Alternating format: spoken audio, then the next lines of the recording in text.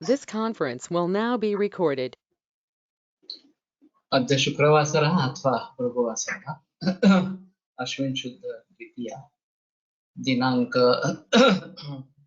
8 October 2021 लोहभस्म प्रसरत समीक्षा वैद्यतीर्थ शंखं चक्रं जलकान्दतमृतघटं चारुदोर्भिश्चतुर्भिः सूक्ष्मस्वच्छातिविद्यां शुकपरिविलसन् मौलिमम्भोजनेत्रं कालाम्भोदोज्ज्वलाङ्गं कटितटविलसच्चारुपीताम्बराढ्यं वन्दे धन्वन्तरिं तं निखिलगतवनप्रौढदावाग्निलीनं प्रौढदावाग्निलीलम् ब्रह्मणो हि समारब्धा मात्रेयाद्येषु पूजिताम् अस्मदाचार्यपर्यन्तां वन्दे गुरुपरम्पराम् आयुर्वेदरतं वन्दे माधवाख्यं महावीरम् आयुर्वेदामृतं सर्वं शिष्येभ्यो यः प्रदत्तवान् द्रष्टाज्ञानी दुष्टकर्मा कृतकर्मा तथैव च अध्यापको विश्वश्रेष्ठो महान् संशोधकस्तथा गुणैरेतैः समुदितैः यथार्यं प्रथनोति सः समृद्ध्यर्थं हि कार्यस्य वयं नु प्रयतामहे सरस्वत्यै नमो यस्याः प्रसादात् पुण्यकर्मभिः बुद्धिदर्पणसङ्क्रान्तं जगदध्यक्षमीक्षते आत्रेयं प्रथमं वन्दे आयुर्वेदजगद्गुरुम् आयुर्वेदामृतं सर्वं गृहीत्वा हि सुरेश्वरात् अग्निवेशादिकेभ्यो यः प्रयच्छति सत्तमः प्रथमं तन्त्रकर्तारम् अग्निवेशं नमाम्यहम्।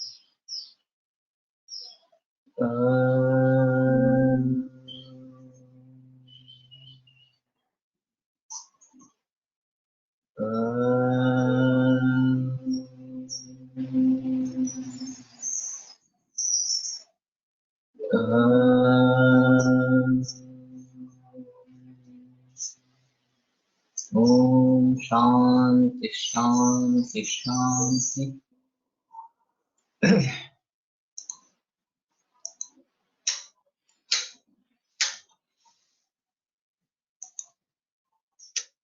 सम्यक् औषधकल्पानां लोहकल्प प्रशस्यते तस्मात् सर्वप्रयत्नेन शुद्धलोहं विमारयेत्। तो सभी सम्यक औषध कल्पों में लोहकल्प एक वैशिष्ट्यपूर्ण इस प्रकार का है, प्रशस्त है और इसलिए सर्व प्रयत्न से शुद्ध लोह का मारण करना चाहिए। नायक पचेत पंचफलात् अर्वाग ऊर्ध्वं वयोदशा त्रयोदशा sorry।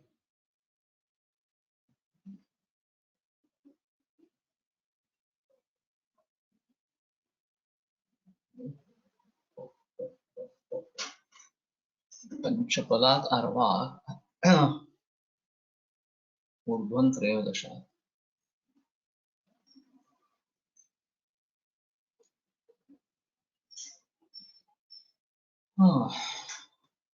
त्रयोदशात् ऊर्ध्वं पंचफलात् अर्वाग न आयाः पचेत।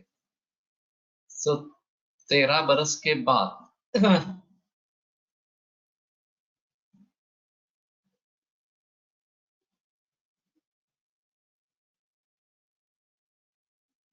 क्लमजी है। पंचफलात् अर्वाक विंशतिकर्षात् न्यूनमित्यर्थः। ऊने त्रयोदशात् वयोदशफलातिरिक्तमित्यर्थः।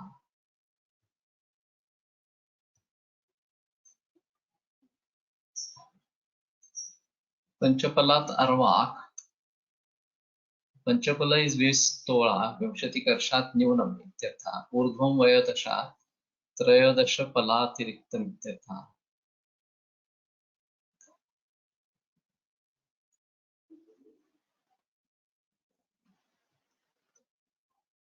अर्थ नहीं हो रहा।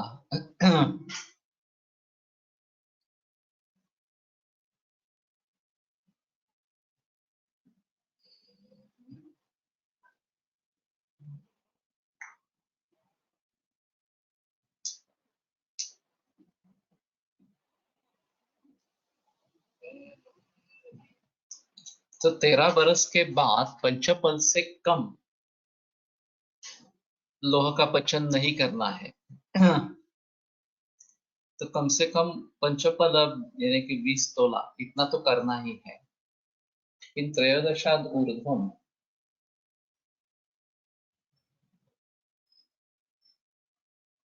ज्यादा से ज्यादा मात्रा त्रयोदश पल होनी चाहिए, ऐसा होगा शायद।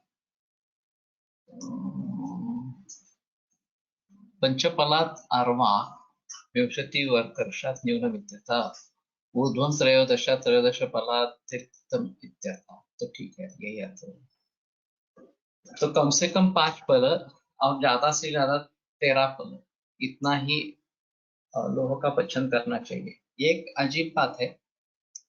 जनरली ऐसा होता है कि कुछ विशिष्ट प्रमाण में औषधि बनाने के लिए कहते हैं, और अगर हमें उससे ज्यादा की जरूरत है तो उसी प्रमाण में हम कम मात्रा में लेते हैं, और ज्यादा करने की जरूरत है तो उसी में दुगना तिगना इस प्रकार से कर देते हैं। तो कुछ लोगों का कहना है, वैद्यों का, कि जितनी मात्रा में कहा गया है उतनी ही मात्रा में बनाओ, उससे कई गुना ज्यादा कई गुना कम इस प्रकार का मत बनाओ, क्योंकि उसी की खासियत है इस प्रकार से।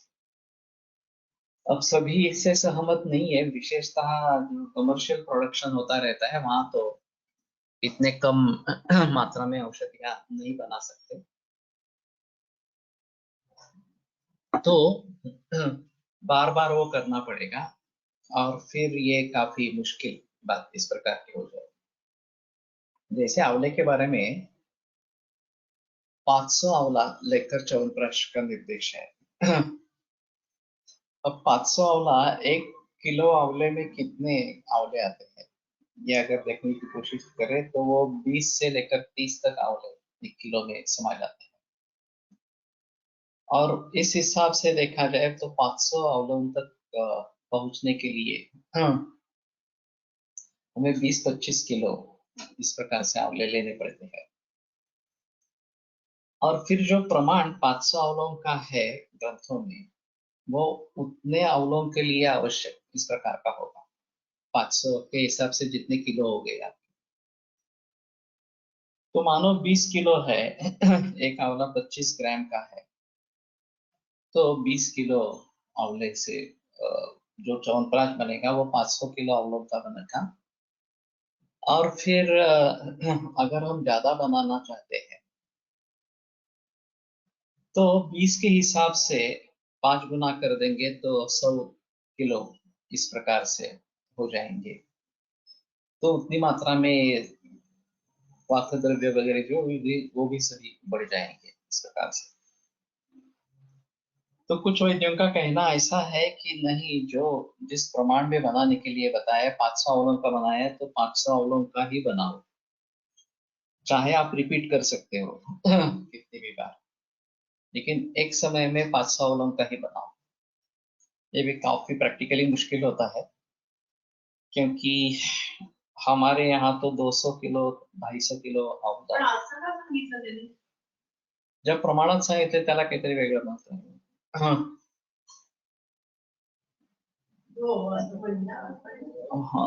तो अभी ऐसा है कि हम भी बनाते हैं तो एकदम 200-250 किलो का बनाते हैं, तो उतनी मात्रा में आंवले का वजन कर लेते, 1 किलो में कितने आंवले बैठते हैं ये देख लेते हैं। और फिर जितना हमें बनाना है 200 किलो 250 किलो, अगर 250 किलो बनता है तो करीबन 350 किलो या 400 किलो तक च्यवनप्राश बन जाता है, क्योंकि उसमें उतनी ही शक्कर ऐड होती है। और जो मावा है वो काफी कम होता है, लेकिन उतनी ही शक्कर ऐड होती है।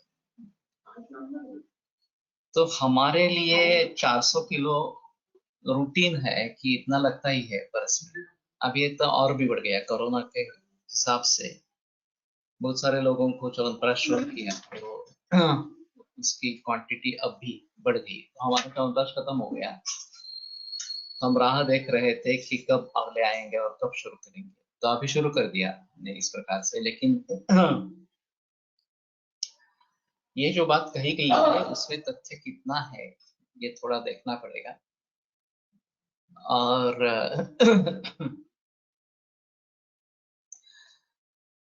पंचपल कम से कम और ज्यादा से ज्यादा 13 पल इतनी मात्रा में लोह बनाना है, ये यहाँ पे निर्देश है।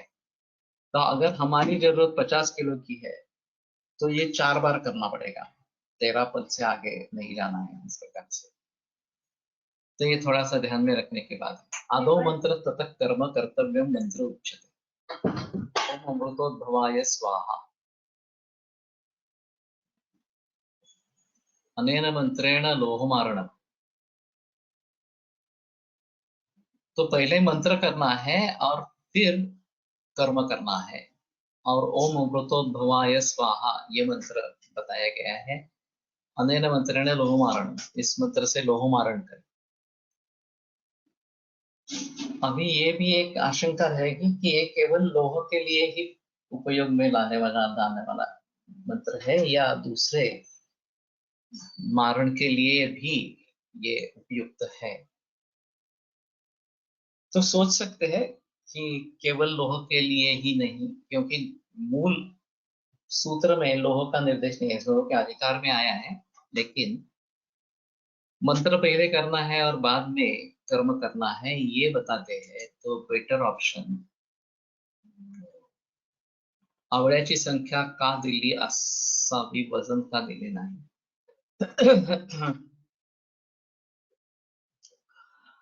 ये भी बताना मुश्किल है। क्योंकि अगर छोटे डोंगरी आवड़ा जिसको कहते हैं वो अगर लेते हैं तो काफी भर जाते हैं 1 किलो में। तो ये सब गणित उल्टा पुल्टा हो जाता है वहां पे। तो 500 का कुछ महत्व होगा, ऐसा संख्या का महत्व होगा, इसलिए संख्या की मात्रा में ही दिया है। और वैसे एक अजीब बात है, इनके वजन के बारे में बात की गई है औषधि द्रव्यों के, लेकिन आदमी के वजन के बारे में निर्देश नहीं है। अभी एक कॉमन क्राइटेरिया है वेट कितना है देखना। हर दफा जो मरीज हमारे पास आते हैं तो वेट कर लेते हैं, बढ़ा है कम हुआ है मेंटेन है ये देखते हैं। लेकिन ग्रंथों में कृशता और स्थूलता ऐसा ही बताया है, वजन के बारे में कहीं भी निर्देश नहीं है। और ये थोड़ा अजीब है क्योंकि वजन तो कर सकते थे, और ये सुवर्ण तुला वगैरह तो प्रचलन में था। तो आदमी की तुला नहीं होती है या आदमी का वजन नहीं किया जाता है, ऐसा तो नहीं था।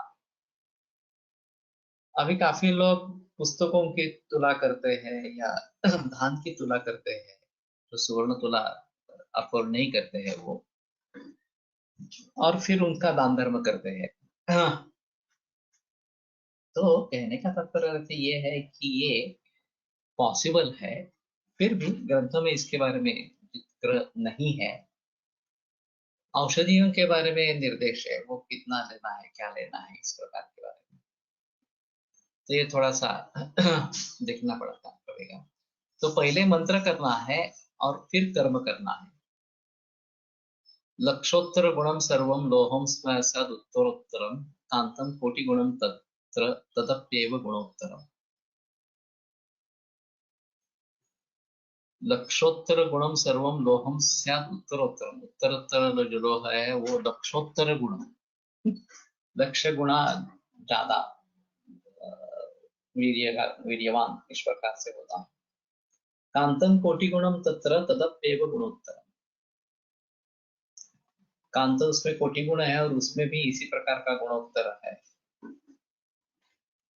लक्षोत्तर गुणमिति मुंडादि सर्व प्रकार लोहम उत्तरोत्तरम लक्ष गुणाधिकम तत्र च कांतलोहम कोटि गुणम नियम तदपि कोटि गुणमपि तत्कांतम एव पूर्वोक्त विधानेन आदौ मंत्रेण अभिमंत्रितं पश्चात् शोधनादि कर्मणा संस्कृतं सत्कोटि गुणादपि अधिक गुणवत्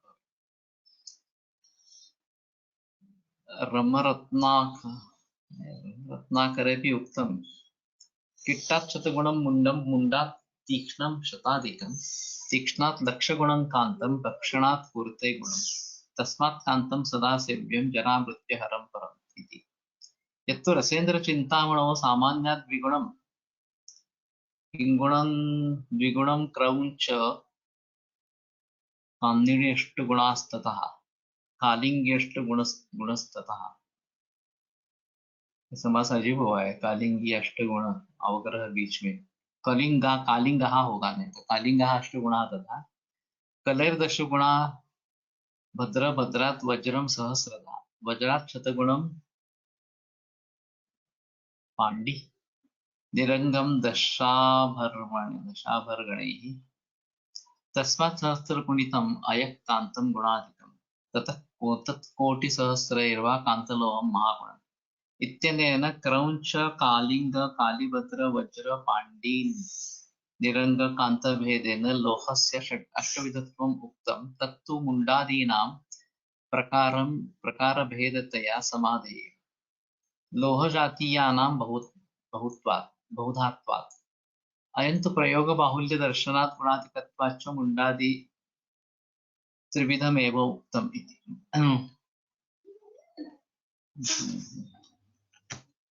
तो ये बड़ा अजीब है, कोटि गुणोत्तर इस प्रकार का कांतलोह है। हमें मालूम नहीं कांतलोह भस्म बाजार में मिलता है क्या? मंगेश तुम उपस्थित हो, तुमने कभी किया है कांतलोह भस्म?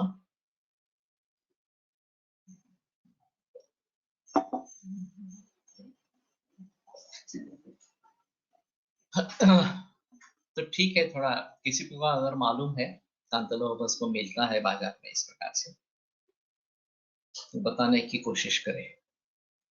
शशक्षतश संलिप्तं त्रिवारं परितापितं मुंडादि सकलं लोहं सर्वदोषान् विमुञ्चति। उमा से कांतलोह भस्म मिलती।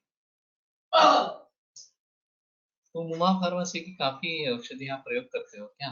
क्योंकि रत्नों के बारे में भी, या रत्न पिष्टी जो है वो भी उमा फार्मेसी की मिलती है। मैंने अभी सोचा नहीं है, लेकिन जरूर सोचूंगा प्राप्त करने के लिए।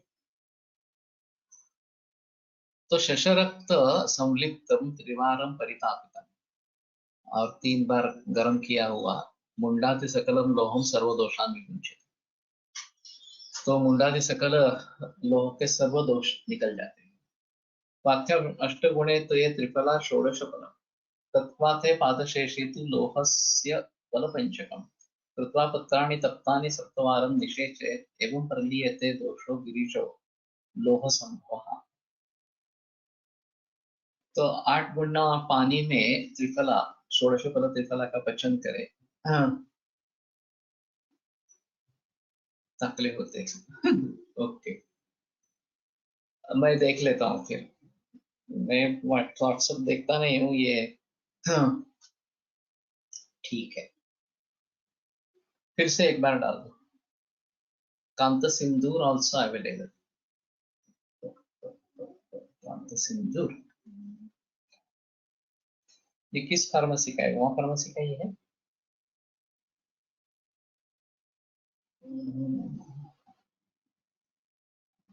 तो सिंदूर है तो गलस्थ कुपिपक्व रसायन होगा, और ये ज्यादा कार्यकारी होगा।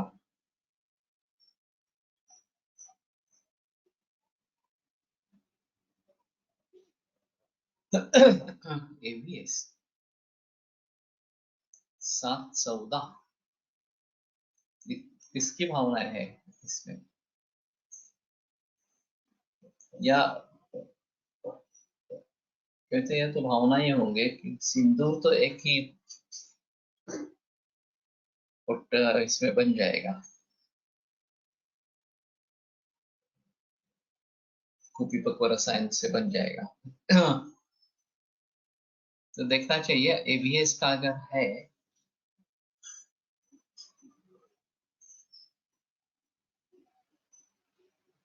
तो त्वत्वात् है पादशेषे तो लोह से फलपंचकम, ये एक चतुर्थांश रह जाए तो उसमें फलपंचक लोह पत्र करके डाले, तप्तानी सप्तवारम निषेचे, और गर्म करके डालना, इसे 7 बार करें। एवं प्रलीयते दोषो गिरिजो लोह संभव, तो लोह संभव जो गिरीश दोष है वो दीन हो जाता है। सामुद्र लवणोपेतं तप्तं निर्वापितं खलु त्रिफलाक्वथिते नूनं गिरिदोषमयस्ते।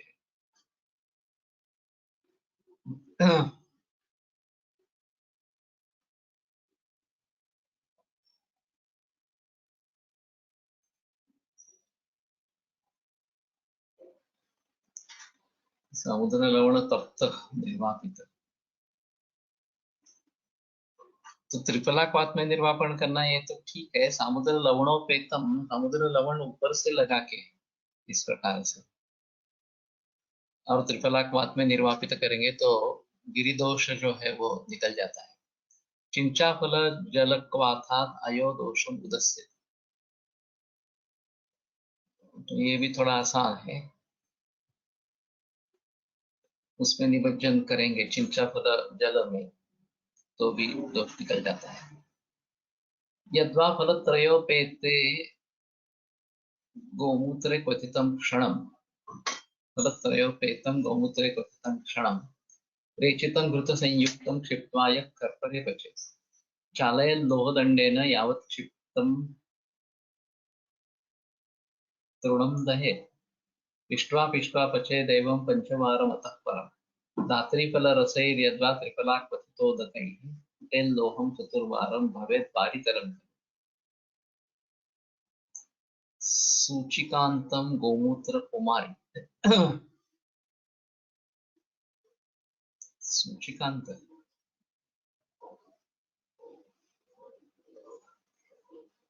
लिखना पड़ेगा ये अभी।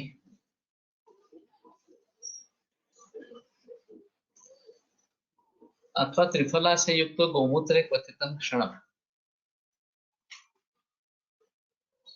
एक क्षण के लिए गोमूत्र में क्वथन करे। रेचितम घृत संयुक्तम क्षिप्त्वा यः कर्परे पचेत्, और ये जो द्रवीभूत हो जाएगा तो घृत संयुक्त करके खरपर में उसका पचन करना है। चाले लोहदंडेन यावत् क्षिप्तम तृणम दहे,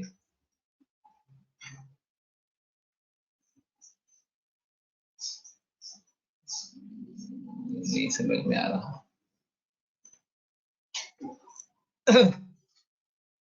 समुद्र कर्कच इति ख्यातम समुद्र लवण जलेन गोलयित्वा तेन लोहपत्रम आदिप्य तत्कृत्वा त्रिफलाकाते सप्तधा निर्वापयति। रेचितं श्रावितं पूर्वोक्त क्रमम् अनुसृत्य षोडशफल त्रिफला संयुक्तं पंचफल लोह चूर्णं अष्टगुणे गोमूत्रे निष्क्वात्य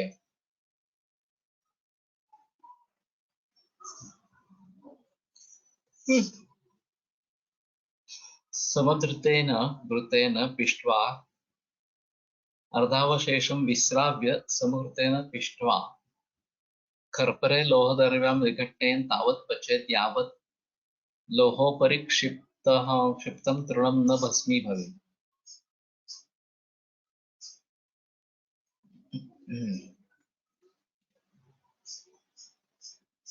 एवं पंचवारं कार्यं तत् आमलकी स्वरसेन त्रिफलाक्वाथेन वा पीडा पीडा चतुष्पिट्टो देयः तेन वारितरं भस्म भवति। इसमें न पचेत और पचेत,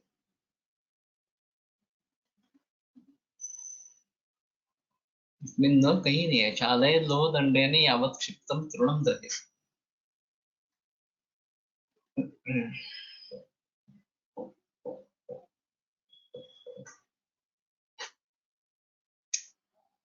उसमें डाला गया तृण जब तक दहन होता रहता है, भस्म होता है।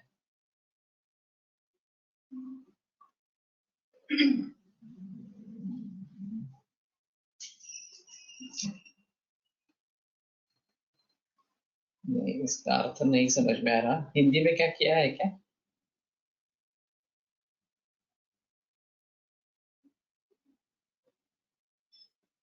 तो 5 बार इस प्रकार से करना है।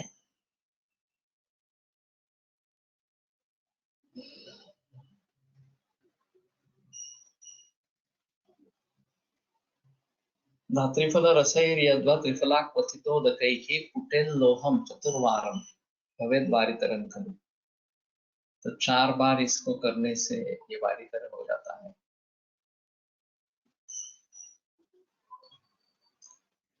यावत लोहोपरि क्षिप्तम तृणम न भस्मी भवे। ये न कहाँ से आया पता नहीं लग रहा।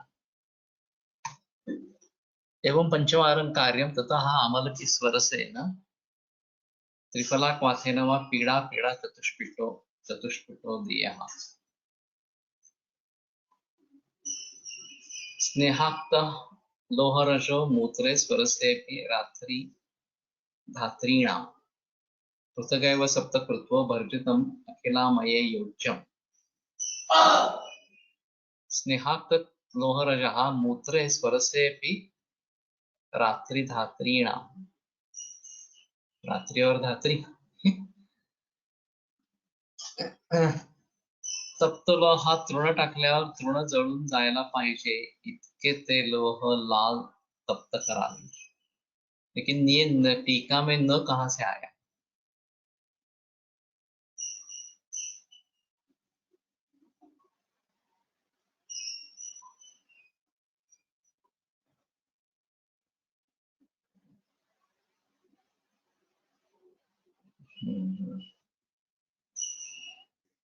और जब तक आप गर्म करते रहेंगे तब तक तो तृण जलता ही रहेगा। कभी ना कभी ये रुकना है। और जब अग्नि को दूर करेंगे तो शायद जब तक तृण जलता है तब तक डालना है, तृण जब जलना बंद हो जाएगा तो बंद कर देना है, ऐसा कुछ रहेगा।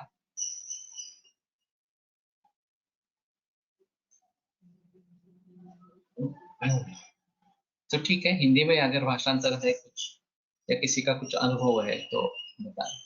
रात्रि धात्री, रात्रि का मतलब रजनी है और धात्री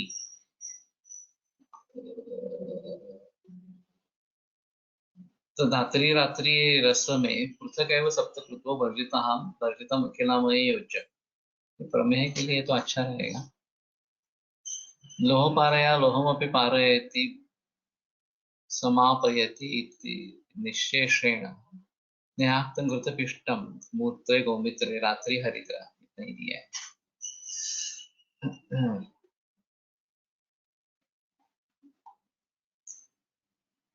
तो ये प्रमेय के लिए अच्छा रहेगा ऐसा लगता है, इस प्रकार का लोह भस्म।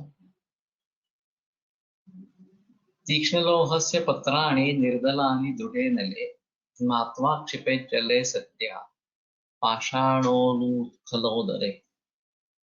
कंडे दृढनिर्वातैः कंडे दृढनिर्घातैः स्थूलया लोहपारया तन्मध्यात् स्थलखण्डानि रुद्ध्वा मल्लद्वयान्तरे घ्नात्वा क्षिप्त्वा जले सम्यक् पूर्ववत् कण्डयेत् खलु।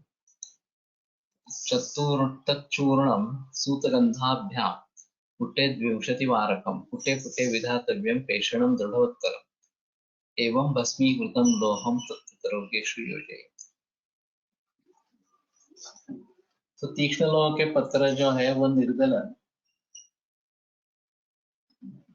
दृढ़ अग्नि में मापन करना है, क्षिपेत जले फिर पानी में डालना है, सद्यः पाषाण उलूखलोदरे फिर पाषाण में उलूखल इसमें डाल के कंडे दृढ़ निर्घात ही स्थूलया लोह पारया। तो एक स्थूल लोह का दंड लेके उससे कंडे दृढ़ निर्घात ही इसके ऊपर बार बार आघात करते रहेंगे।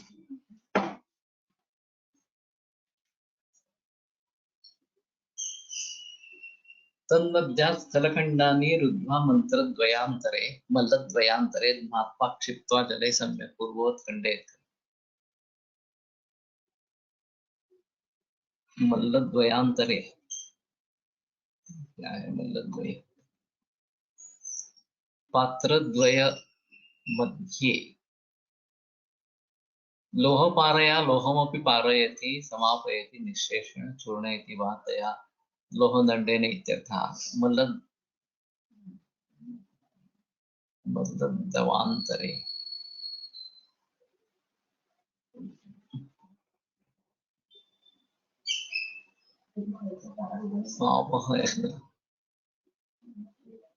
मध्ये तीक्ष्णलोहं दलरहितं सूक्ष्मपत्रं कृत्वा तीव्राग्नौ मल्लद्वयान्तरे भस्र आत्माप्यजले निक्षिपेत् निक्षेपानन्तरं च सद्य एव उद्धृत्य पाषाणोलुकले स्थूललोहदण्डेन दृढम् आधृत्य चूर्णीकुर्यात्। तत्र यानि स्थूललोहपर्वाणि न चूर्णीभवन्ति, अच्छा, यानि शराव द्वयमध्ये पुनः रुद्ध्वा आत्माप्यस्य पूर्वोत् जले निक्षेपेत् तत्क्षणमेव उद्धृत्य चूर्णयेच्छ। एवं यावता सम्यक्तया चूर्णीभूतानि न भवन्ति तावत् कुर्यात्, तथा चूर्णीभूतानि तानि समसूतगन्धाभ्यां मर्दयित्वा 20 वारं प्रतिपुटं दृढतरं प्रेषयेच्छ।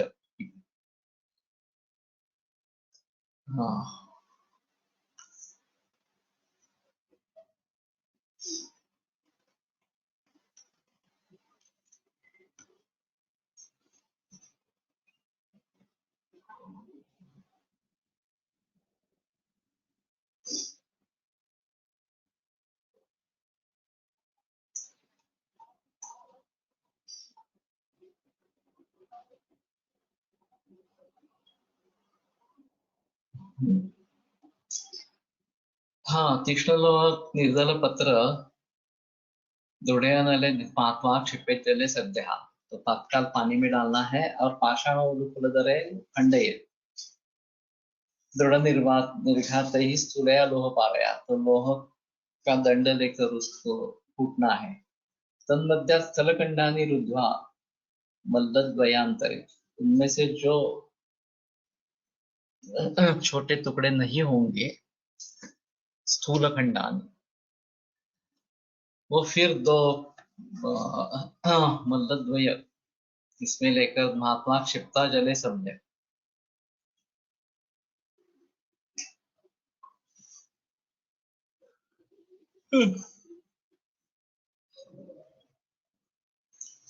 पूर्वोत् खंडयेत् खलु तच्चूर्णं सूतगन्धाभ्याम्।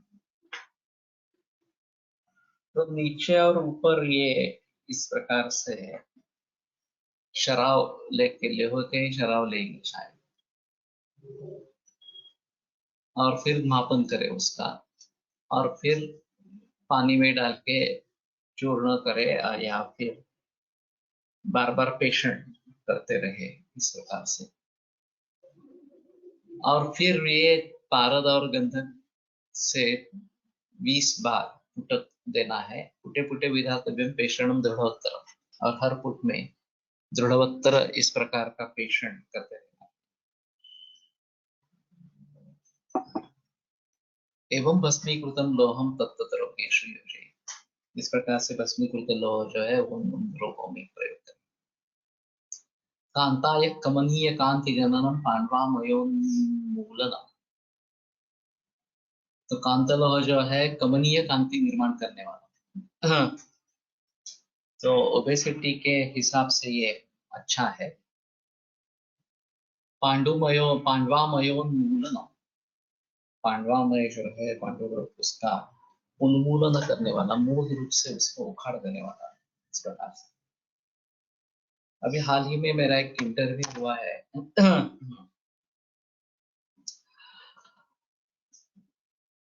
कोई एक आधुनिक रिसर्चर, साइंटिस्ट, डॉक्टर और वैद्य, इन सभी को एक प्लेटफॉर्म पे ला रहे हैं, और पोषण का भी गवर्नमेंट की तरफ से जिक्र चल रहा है कि पोषण मास इस प्रकार से कुछ।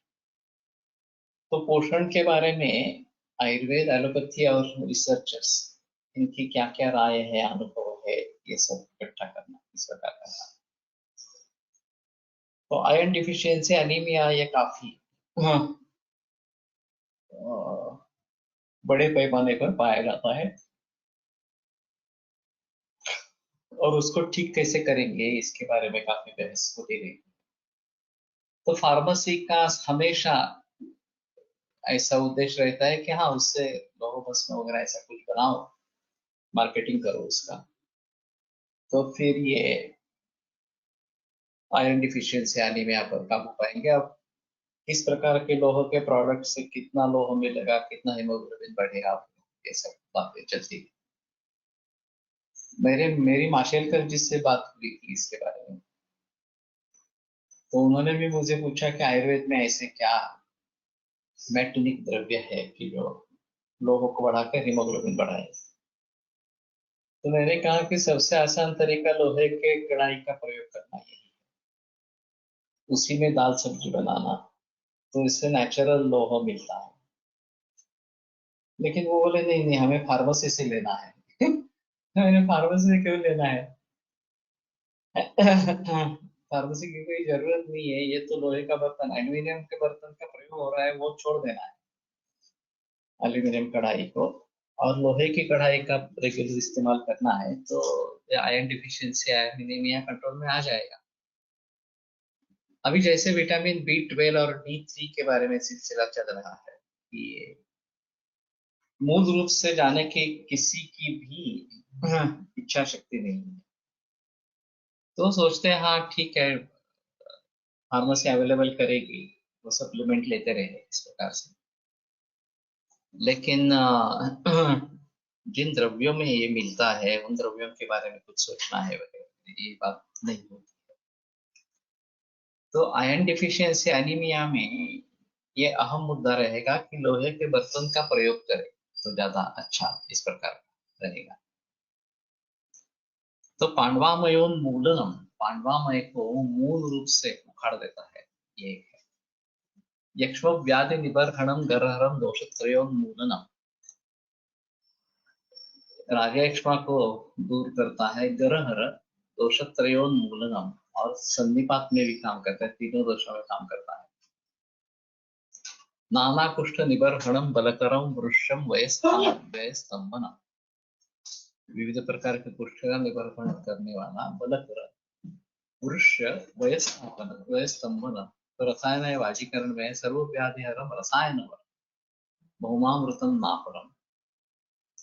तो दूसरा कोई पृथ्वी तल पर अमृत नहीं है जो लोह है, तो इसके बजाय कोई रसायन वगैरह इस प्रकार का नहीं है। तो अभी सभी में ये रसायन वगैरह इस प्रकार से रसायन आ गई है, इस प्रकार से बात आती है। तो वज्र के बारे में भी रहेगा, मुक्ता पृष्ठ वगैरह के बारे में भी रहेगा वगैरह इस प्रकार से। तो इसमें से क्या लेना है? बहुत सारे लोगों का कहना है कि यह अर्थवाद है। मीमांसा में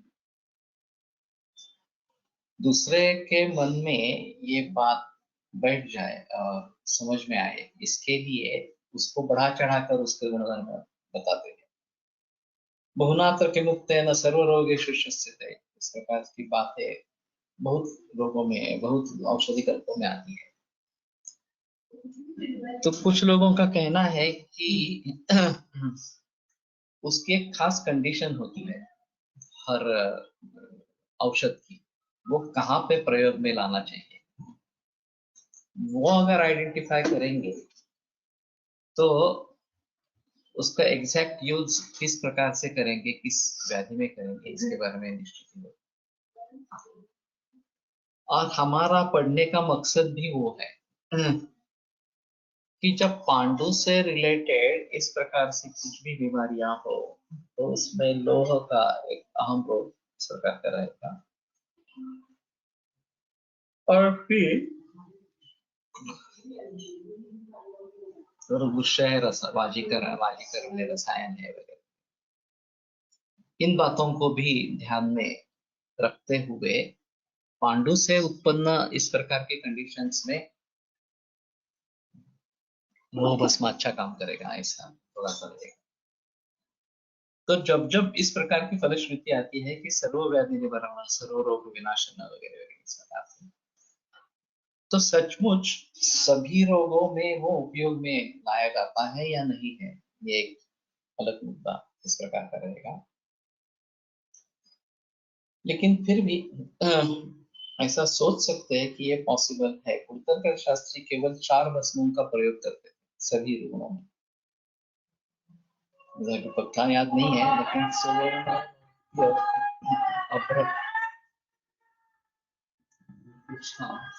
लोगों का याद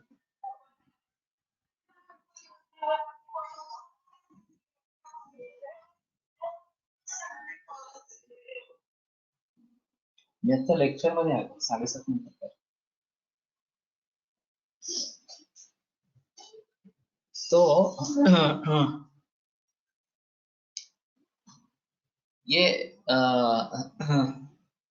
मालूम नहीं है गुरुतर्क शास्त्री का, लेकिन आश्चर्य की बात यह है कि वो बहुत चैलेंजिंग केसेस लेते थे, ठीक भी करते थे, खास करके बर्न केसेस उन्होंने बहुत अच्छे ट्रीट किए थे. 50-60 से ऊपर परसेंट भी बर्न है तो भी चैलेंज देके करते थे कि ये ठीक होगा पूरी तरीके से, इस प्रकार से.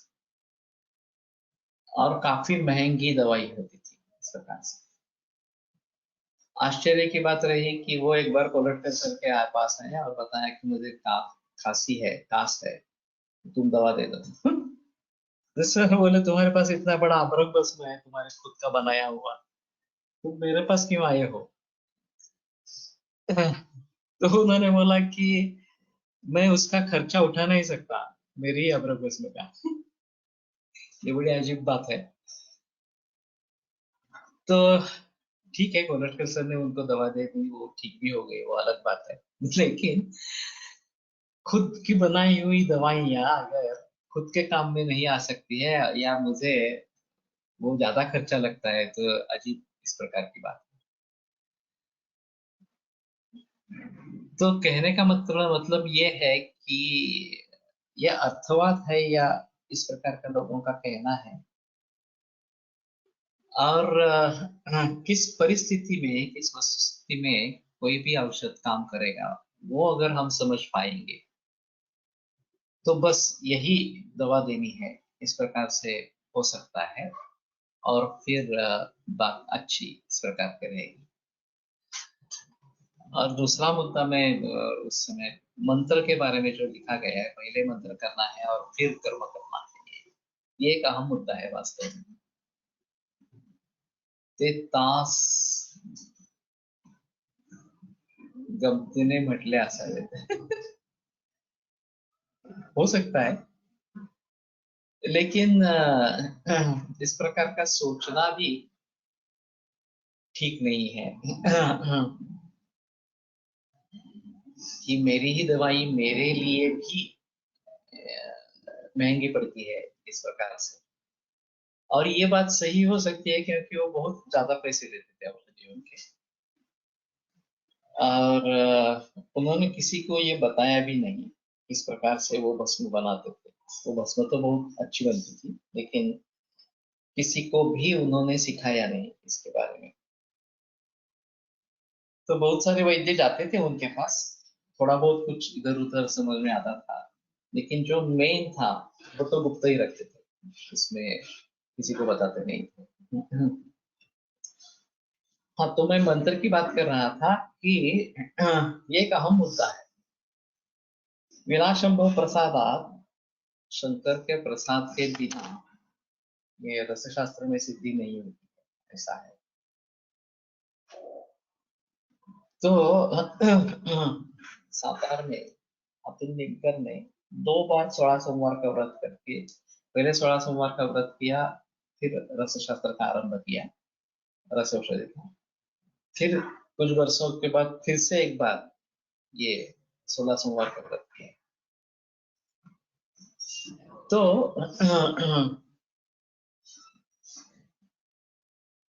ये बात ध्यान में रखना बहुत जरूरी है.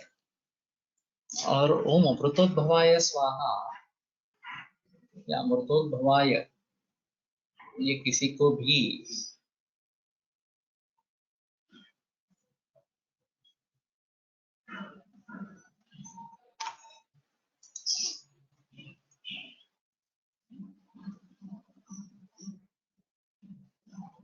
ओम अमृतोद्भवाय स्वाहा ऐसा ही है मंत्र. तो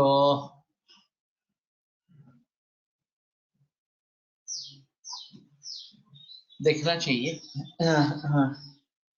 तो मंत्र की सिद्धि करनी पड़ती है, और उसके लिए काफी नियमों का पालन करना पड़ता है, खास करके परान्न न लेना, ये एक बहुत बड़ा नियम है. तो केवल पत्नी या लड़के द्वारा बनाया हुआ अन्न खा सकते हैं या खुद बनाकर खा सकते हैं, लेकिन उसके अलावा किसी भी व्यक्ति से खाना नहीं ले सकते। तो कहीं बाहर जाना वगैरह ये तो सब बातें फिजूल इस प्रकार की हो जाती। वो जो रामानुजन मैंने एक कहा था सिलैक में, पुणे में पहले था, फिर बाद में बेंगलोर में शिफ्ट हुआ, वो भी परांदा नहीं लेता था। और उसको बुलाया गया लखनऊ में ऐसा कुछ, तो उसने बताया वो कुएं का ही पानी पीता था। तो उसने बताया कि कुएं का पानी उपलब्ध हो तो ही मैं आऊंगा। तो इन्होंने सोचा ऐसा क्या बात है, हम बता देते हैं। और जैसे लैंड हुआ, फिर उसने कोई से पूछा कुएं का पानी का प्रबंध हो गया है ना? तो बोले नहीं हम करेंगे। तो बोले मैं निकल पड़ता हूँ वापस। मुझे नहीं ठहरना है, मैं पानी के बिना रह नहीं सकता। तो फिर इन्होंने ढूंढ के एक निकाला क्षेत्र कुएं वाला, और फिर वहां पे वो रहने के लिए गया। उसने साथ में दाल चावल ये सब लाया था, वो अपना अन्न खुद पका कर खाता था। तो ये बहुत बड़ा नियम है परान्न वर्ज करना इस प्रकार से। और बाकी भी नियम होते हैं, तभी मंत्र सिद्ध होते हैं। और खास करके ग्रहण काल में उसका जप करना है, ये भी एक अहम मुद्दा है। तो जिस किसी को इसमें सफलता पानी है, उसको ये सब करना बहुत जरूरी इस प्रकार का रहेगा। यक्ष्म व्याधि निवारणम, अभी काफी जगह पे यक्ष्म व्याधि आ रहा है। और पुराना जो राजा यक्ष्मा है हमारे, वो भी वैसे डिफिकल्ट है। अभी के स्थिति में जिसको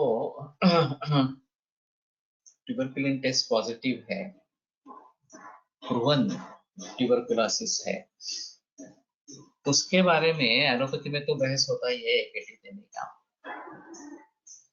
लेकिन उनमें सफलता पाना आयुर्वेदीय द्रव्यों से, औषधियों से, ये काफी मुश्किल काम हो गया। और ज्यादातर ऐसे देखा जाता है कि वैद्य भी हो या वैद्य के परिवार में सदस्य हो जिनको टीबी हुआ है, उनके लिए भी एकेटी देखकर साथ में आयुर्वेद देना, इस प्रकार की मुसीबत आ पड़ी है। ये अच्छी स्थिति नहीं है वास्तव में।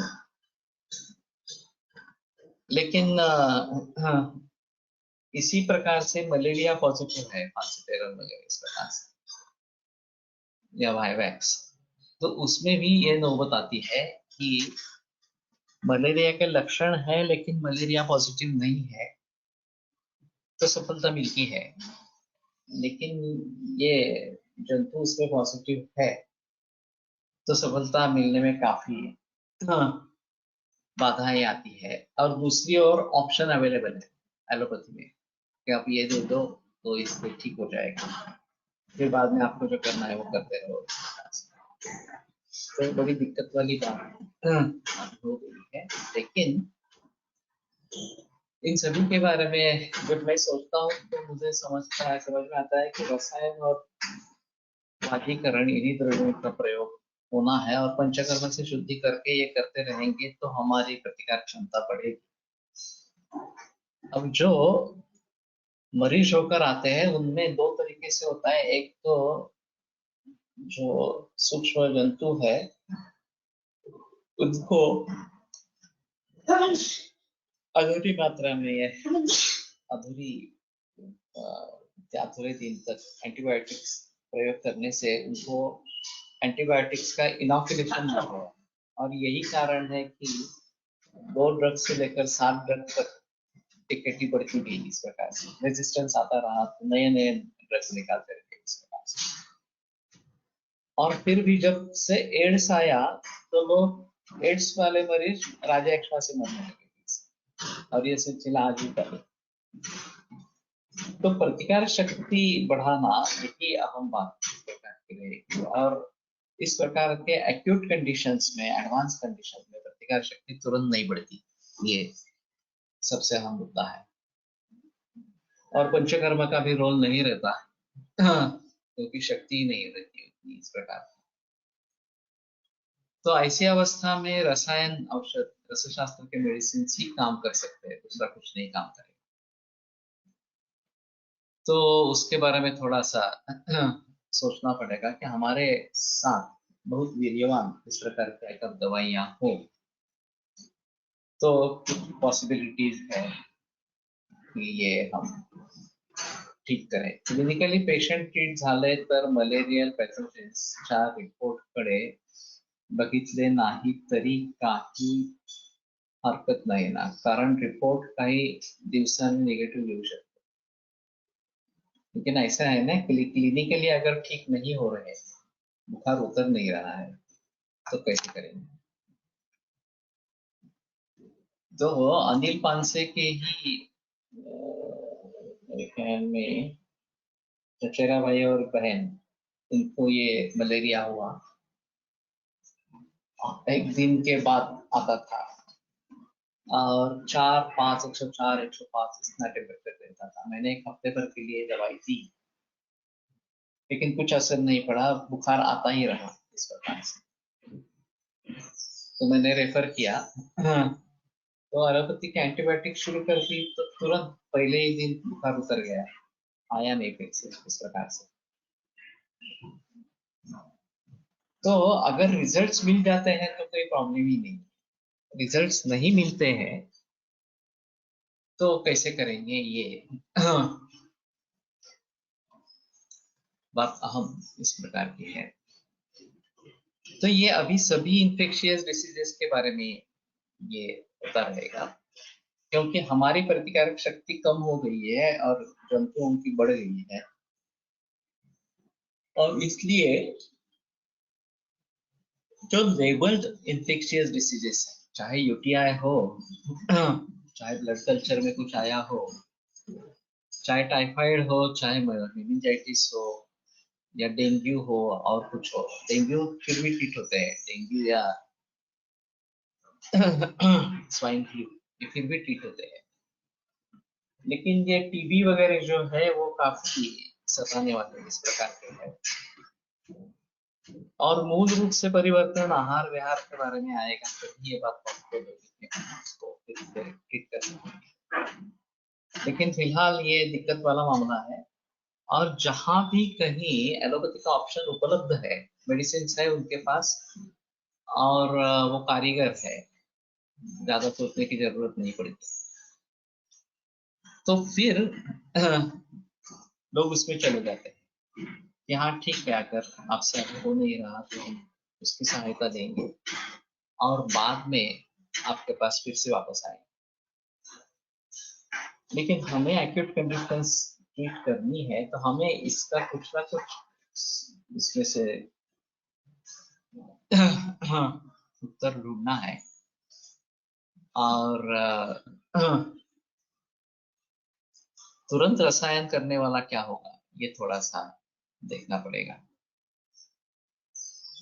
तो दोषत्रयोन्मूलनम नाना कुष्ठ निबर्हणम बलकरम रुष्म वयस्तंभनम, तो वयस्तंभन बात कही गई है कि रसायन, और फिर सर्वव्याधि हरम रसायन वरम रोमामृतम नाम, इसके दूसरा ऐसा दूसरा पृथ्वी पर कोई अमृत नहीं है, सर्वव्याधि हरम रसायन है। तो एक कांत लोह के भस्म को लेकर भी काफी बातें हो सकती है,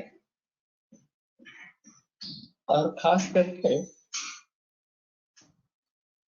रक्त दूषण को ध्यान में रखते हुए ये एक अहम मुद्दा इस प्रकार का रहेगा। किडनी फेलियर, कैंसर सभी रोगों में एनीमिया या पांडु एक अहम कंडीशन होती है, और ये हमारे लिए भी दिक्कत का विषय ज्यादा है। ल्यूकेमियाज में तो होती ही है, लेकिन ल्यूकेमियाज को छोड़कर बाकी कैंसर में भी ये दिक्कत वाली बात होती है, तो थोड़ा देखना।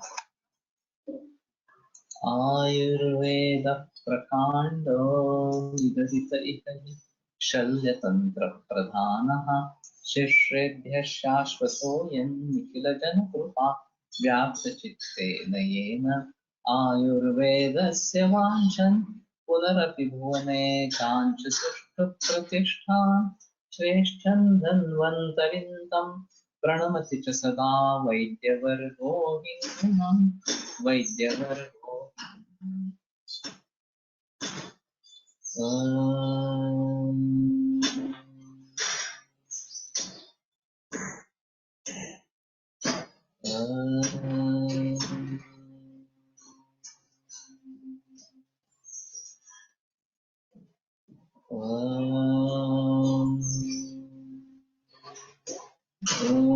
शान्ति शान्ति शान्तिः। रम्यते व्याख्यानव्यवहारः श्वः